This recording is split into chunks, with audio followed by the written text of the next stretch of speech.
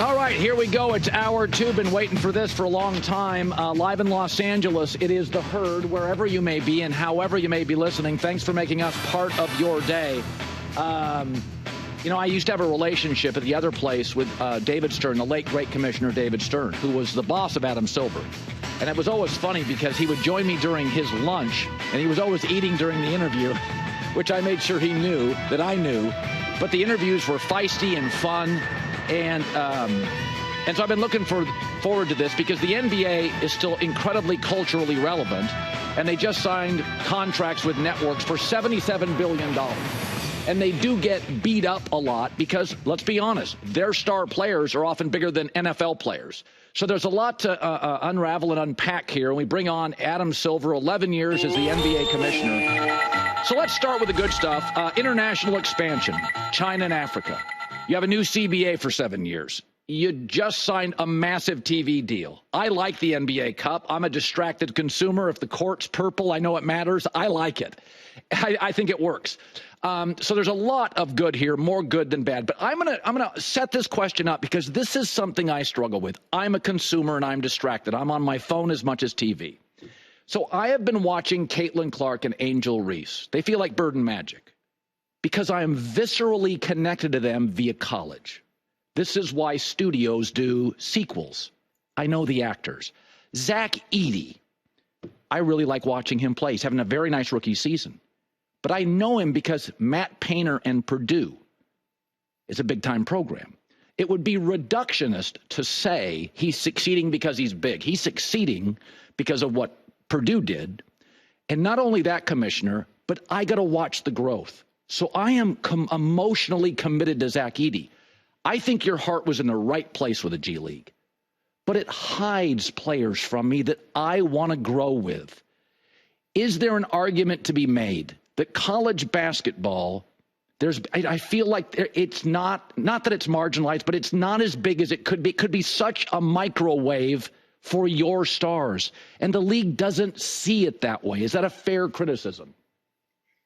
I don't think it's a fair criticism because we do see it that way, and we're doing everything we can to build college basketball. I mean, let me take a few steps back. Like, first of all, in terms of the G League, most of the G League players are either international players who didn't play in college or former college players. In fact, we had a program called Team Ignite that Condoleezza Rice recommended we create. There was an NCAA commission, and you'll recall pre-collectives and NIL money, President Obama criticized us, and then the NCAA had a commission and said there should be a track, a pro track into the NBA, because it was unfair that the only opportunity for these young players was to play without being paid in college. So we had already had the G League, but then we created this program called Team Ignite, where for a select few high school players, if they wanted the opportunity to get paid and then come into the NBA, they could play in that program. But even then, we recognized that compared to the facilities, the conditions at the top D1 programs, even though we were paying them and they couldn't have been paid at that point, they were still better off playing at Kentucky or Louisville or Duke or USC or wherever else. And so once the NIL and collective money came in, we actually shut down the Team Ignite. We still have the G League. And the last thing we want to do is take top prospects who would otherwise be going to school, take Cooper Flagg at Duke. We'd rather he be there than be playing in the NBA right now or be playing in the G League. We want those players to develop. So I think there's a misnomer to the extent that you or others feel that we're not supportive of college basketball. I'm personally a huge college basketball fan. Charlie Baker, the former governor of Massachusetts, who's now head of the NCAA, he and I have been meeting a lot to talk about collectively what we can do to better develop young American players, which clearly has to begin before they get to college or the NBA. So, but we are the league of the WNBA too. And so I pay a lot of attention to Caitlin Clark and the star players that are emerging in the WNBA and who are coming from college. And whether it's Angel or Caitlin or Juju now, and these players come into the WNBA as, built fully, multi-dimensional stars that people are familiar with, like it was in the old days in the NBA, we love that. The problem is, like so many things in life, I'm not sure we can turn the clock back on that type of development. I will say it's positive. Putting aside, I think there's some issues that need to be addressed in terms of the NIL system and the collectives. It seems like nobody's really happy with it right now in terms of the competitive landscape. Right. I think it's positive that those players are able to be paid. And if they're able to be paid, particularly the players that are on the margin of whether they or not they would be lottery picks or first round draft picks, they now have a huge incentive to stay in school because they're not only can get the further development, but they can get paid as well. Here's something that I addressed with David Stern, and I'll address it with you too. I think trades are good for sports. If you look at the best teams in the NBA right now, Oklahoma City, Cleveland, and Boston, they have smart front offices that have drafted and developed well. They can occasionally make a Donovan Mitchell move or a Porzingis move or a Drew Holiday, but those teams have drafted and developed well, and they're being rewarded for it. Dallas drafted Luka. They can go get Kyrie, but Luka's a star. The NBA gets a little too caught up. If you take LeBron out, let's just take LeBron out. He is the historic outlier. Even Kevin Durant, Warriors won before him, Warriors won after him, is that I think the league sometimes is too concerned with trades. If Jimmy Butler, who's a good player, maybe not a superstar anymore, went to Oklahoma City, I would want to watch them more. Or Golden State, I would want to. That the league sometimes, to protect the small markets, let's not worry too much about that. Let's just let players move, because the sense that it ruins the league or creates a competitive balance outside of LeBron, it really doesn't. Most of the great teams in this league historically have always been draft and develop, build a core, and then sprinkle in some good players via trades. I don't think it's an accident that we've had 6 different teams over the last 6 years that have won championships. And at the end of the day, we sell competition. And I hear you. It sounds like you're making an argument for dynasties to a certain extent, that we should do more to allow a great player to go to an already great team or an already very good team. The problem is that it's zero sum. The players are going to go somewhere. That's the great news. All the top tier players are going to play in the NBA, and that there is a correlation. It's far from perfect, but there's a correlation between what players make and their performance on the floor. And so what we've done, and I understand your point of view over time, is while we have a soft cap system, it's become harder, and it has been more difficult once you have a fully loaded team to then add a great player on top of that. And to your point, if Kevin Durant couldn't have gone to Golden State from Oklahoma City when he did, the team he had gone to would have almost by definition, if it weren't already a great team, would have become a great team. And for us, we think that's better league-wide in terms of creating more competition. I mean, we're coming off a season last year, and it's continued this year, where I think we have more competitive teams than any time in league history. And to your point, the fact that, tomorrow night, Cleveland and Oklahoma City are playing yet again. Yeah. Fantastic build-up for that game, incredible competition. We just got to remember, at the end of the day, that's what we're selling. I mean, I think that's part of the reason for the enormous success of the NFL, this any given Sunday notion, that nobody thinks twice if the Packers are in the Super Bowl. There's no bemoaning that it's a small market whatsoever. And I think our league, it's true that if you look back on, the first, 60 years of our league, it seemed David Stern joked, when he came into the league, I thought the job was you went back and forth from Boston to LA every year and one of the teams got the rings, and I think the fact that now we're selling competition in every market, and that in terms of from a television standpoint too, that whether it's Oklahoma City, whether it's San Antonio, whether it's Salt Lake City, that those teams are in a position, when well managed, to compete in the same way the large markets can. And by the way, I mean, it's not just money. I mean, players choose markets based on, climate, taxes, some like big cities, some like small cities. Yeah. But I think on balance, this is a much better system for a 30-team league. I'm going to throw this at you. I said this the other day about the aesthetic of the NBA. It's a bit homogenous, a little cookie cutter. And I said, listen, I don't mind three-pointers, but if the NFL was just you could run the ball and throw bombs, no layering, no drag routes, no tight end screen. It was just run it or bombs. Optically, it's not as fascinating. And I love the three-pointer. But like, and you know this, you're a pretty progressive thinker, I think. Athletes are better. Wemby can pull up and cross you over on a dribble and shoot. They couldn't do that 10 years ago. And the truth is, because your players are so gifted and it's such a global pool, the three-pointer is too easy. And I have simply said, I would put the three-pointer, I would have it go into the bench about 6 feet up, eliminate the corner. I'd bring back the hand check. I do like physicality. Your athletes are so great, it's become too easy to hit it. And the optics on it are repetitive. I think there's numbers, ratings that prove people are, they like layers and power forwards and physicality and not just dunks and threes. What do you do to solve that? Because I think you've engaged with people and acknowledged it can be a bit repetitive. It is a bit of an issue. What do we do to change it? The hardest question is the last one you asked. What do we do to change it? I agree to the extent that you start to see very similar offenses around the league. You know, teams have brands, teams have identity.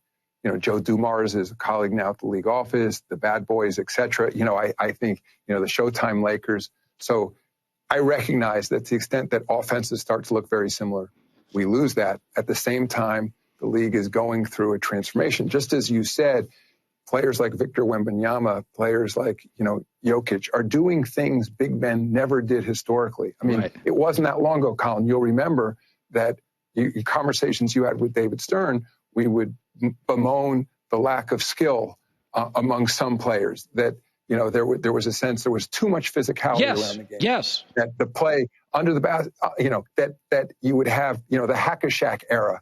You know, there were big men that just couldn't shoot free throws. There are no big men anymore who can't shoot. Free throws, just as one comparable from generation to generation, have never been higher.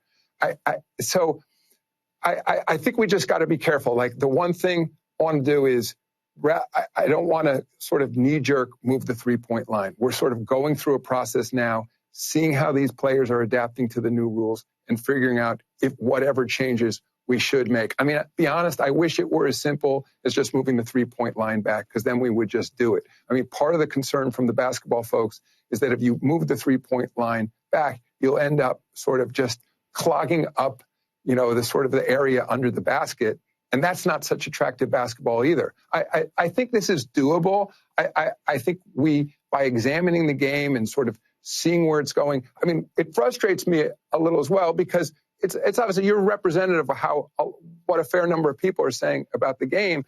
And I watch it night in, night out. And we're seeing some of the most incredible athleticism and skill in the history of this league.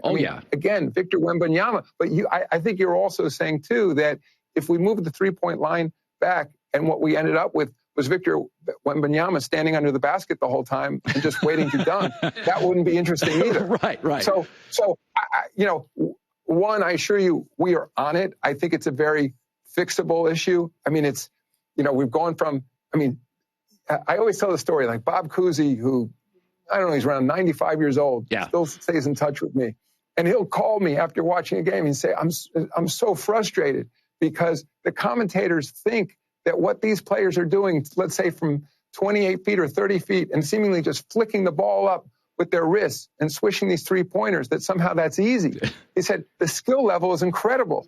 But he'll also say, you know, I think we all want to see diversity in the offenses. But by the way, one other thing I'll just throw in, I don't think the players are getting enough credit for playing the style of defense they're playing now as well. So it's an incredible game. I know you love the game. It's, you know, the number one participation sport in the United States. You mentioned Caitlin Clark. It's incredible to see what the women are now doing on the floor and the amount of young girls who are playing this game. So as stewards of the game, you know, Joe Dumars leads our competition committee here. You know, we will tweak it. We will correct those issues. So years ago, I had President Barack Obama on a couple of times. And one of the things I offered him, I said, you're the first president in my life that's had to deal with social media and the vile nature of it.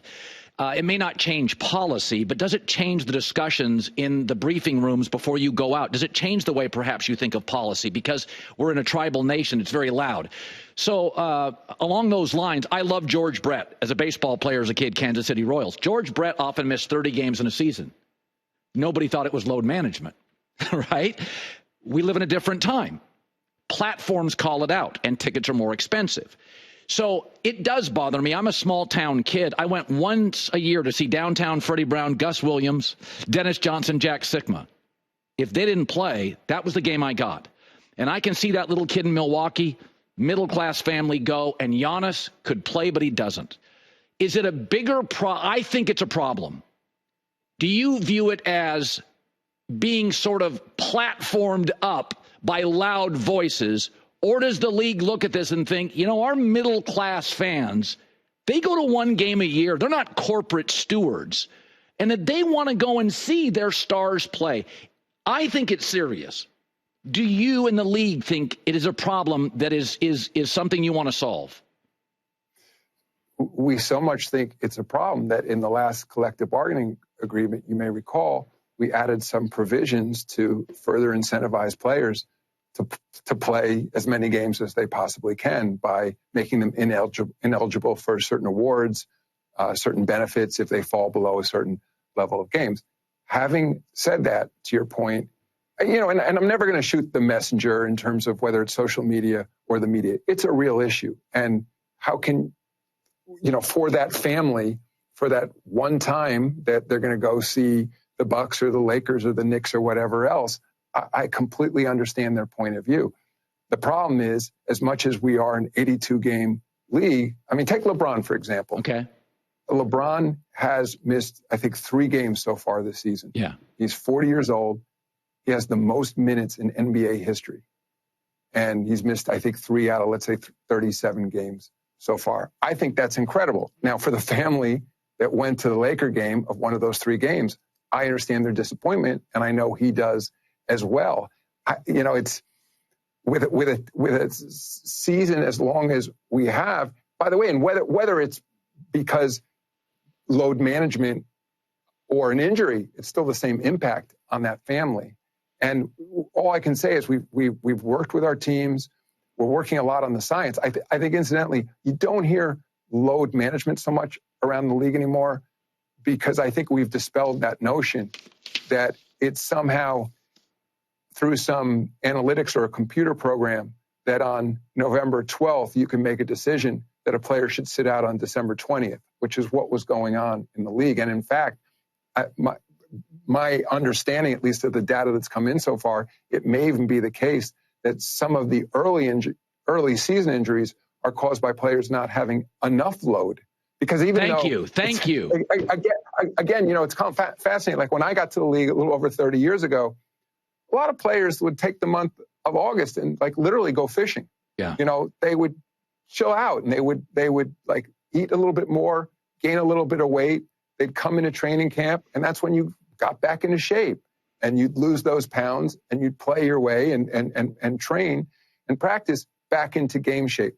Now, there's hardly a player in the league that isn't working out every single day. Guys even go to the finals. They take a day off. They're back on the floor. But often it's specialized one-on-one training. It's weight room work. Whatever it is, it's not 5-on-5 basketball. And a lot of it, in fairness to these players, and that's what frustrates me too, because they don't take a day off. They're some of the hardest working athletes out there. But then they have it in their head that they're more likely to get injured if they're playing 5-on-5 and basketball. They're not. Yeah. So, yeah. Right. So then they come back into training camp, and it's still not necessarily 5-on-5.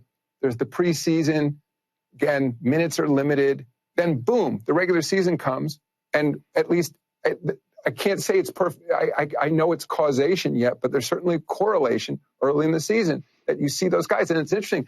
It used to be we would hear from teams that you're going to injure our players if they play for USA basketball, the U.S. national team, the Olympic team, right, or the national teams, from the countries they're from. In fact, it's the opposite.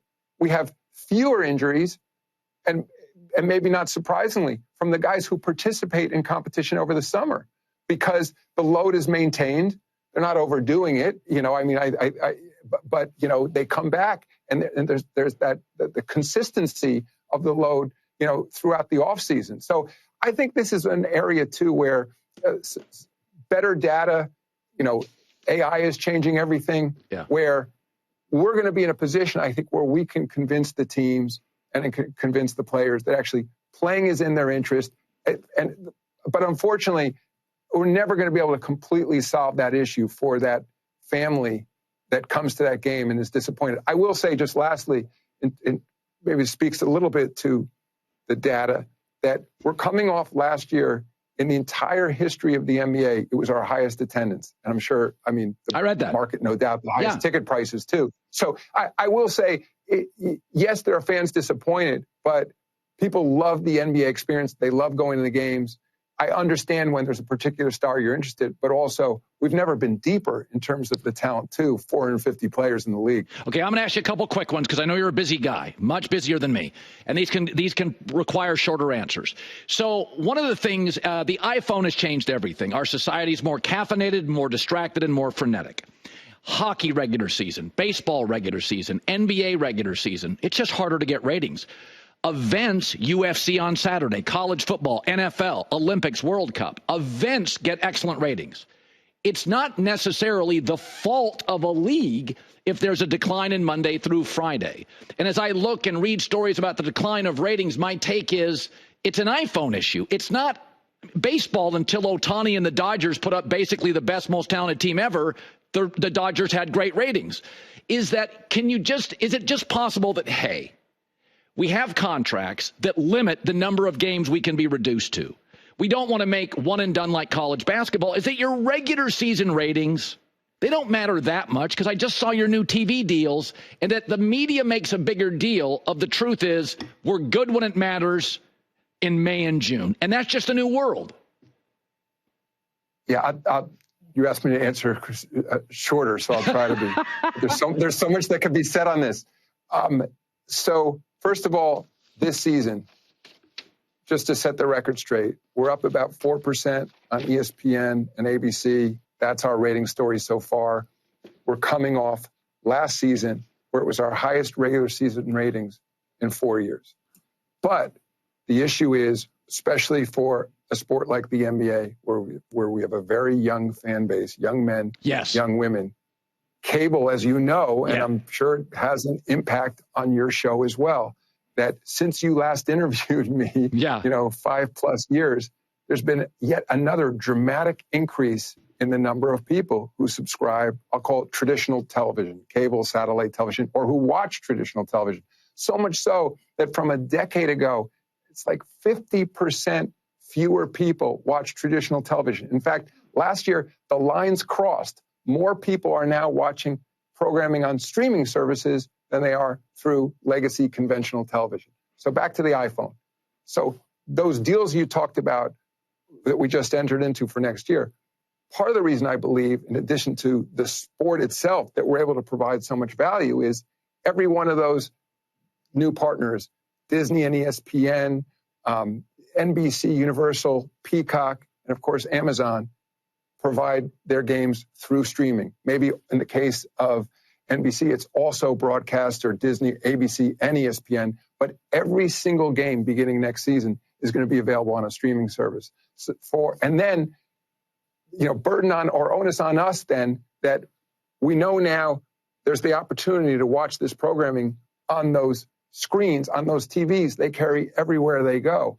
But I think as a result, we have to up our game too. So they're adding more games of consequences, the colored floors you joked about before for the NBA Cup. So that gets people's attention. But beyond that, the really exciting thing to me about moving to streaming services, which are in essence internet television, you can add all kinds of incredible functionality, customization, personalization. People want to bet on games. They can do it. People want to buy merchandise. They're fascinated with a particular camera angle, or they want an audio feed that is directed at hardcore fans or casual fans. So I think, and this isn't just the case for the NBA, I think for all of the leagues, that the competition is that much greater than it used to be. Yeah. And so we have to do a better job engaging our fans in these games. A real pleasure. If you're ever in LA, I'd love to have you. I think this kind of stuff is important. I like to poke and prod, and I just appreciate you answering the questions. Yeah, Colin, and I wish I had asked this at the top of the interview. How are you guys doing with everything that's going on out there? I got to tell you, it's the most devastating thing I've ever seen. Los Angeles, as you know, is a community with a very diverse community. People come here and chase their dreams, and it feels like a lot of dreams have been shattered by a lot of really great people in a lot of industries. But I have seen giving at a level that is heartwarming. From outside of Los Angeles and in Los Angeles, people have opened their doors. Very encouraging by citizens of Los Angeles. Yeah, I'll just say, I was just with some of the Lakers and Clippers executives at some meetings. And first of all, I think, the Clippers at the Intuit Dome are going to do, a huge concert with the Azov family to raise money. In addition, I've been on the phone with J.J. Redick. Of course, he lost his house. Yes. He was explaining to me how the community center, the rec center where his son was playing, burned to the ground. So the league is going to come up with a program with the Lakers and Clippers to help rebuild the community. So, again, the images are just horrific that we're seeing from the East Coast. So I'm very sorry. Yeah, terrifying. But there's a lot of really good people in this state, in this city. Adam Silver, the commissioner of the NBA, who presides, by the way, over 5 different sports leagues, NBA, WNBA, G League, NBA 2K, Basketball African League. Thank you so much for taking time for us. I told before the show, I said, listen, can I get 18 minutes? You gave us 29. I am indebted, and thank you so much. Yeah, my pleasure. Thank you. All right. Hi, everybody. It's me, Uncle Colin. Subscribe here to get the latest from the herd, including exclusive behind-the-scenes videos and more, wherever you may be, however you may be watching. Thanks again for making us part of your day.